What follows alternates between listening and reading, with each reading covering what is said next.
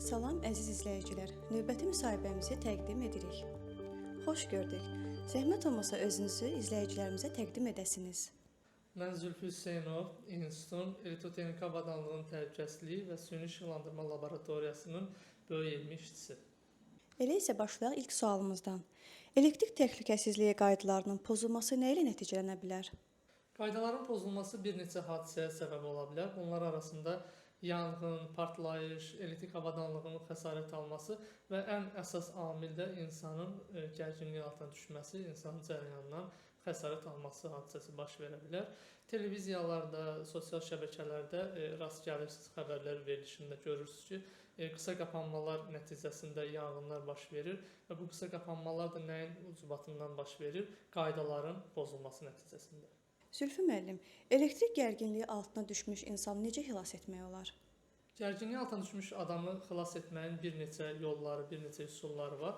Bütün bu üsullarda da ilk növbədə insan özünü təhlükəsizliyini təmin etməlidir. Daha sonra zərər çəkəni gərginlik altından xilas etməlidir. Bunun üçün bir neçə üsullar, yollar var dediyimiz kimi. Bunlardan birincisi gərginliyin söndürülməsi. Əgər bu alınmırsa, ikinci üsulda hər hansısa bir dielektrik vasitələrdən, izoledici vasitələrdən istifadə etmək şərti ilə adamı cərəyan altından xilas etmək lazımdır. Təhlükəsiz məktəb layihəsində şagirdlərə elektrik təhlükəsizliyini necə izah edirsiniz? Mühəndis texniki heyətə elektrik təhlükəsizliyi haqqında danışmaq asandır. Nəinki şagirdlərə elektrik təhlükəsizliyi haqqında danışmaq çox çətin və məsuliyyətli bir peşədir, belə deyək. Biz təlimlər zamanı şagirdlərə elektrik yuvalarından düzgün istifadə, elektrik uzadıcılarından artıq yüklənilməməsi və digər yaş əllə elektrik naqillərinə, elektrik avadanlıqlarına toxunmaması barəsində məlumatlar veririk. Çox interaktiv şəkildə bir təlimlərimiz keçir. Sual-cavab mərhələmiz olur, orada şəkillərlə, animasiyalarla elektrik təhlükəsizliyi haqqında danışırıq. Çox aktiv iştirak edirlər, hamı suallara cavab vermək istəyir.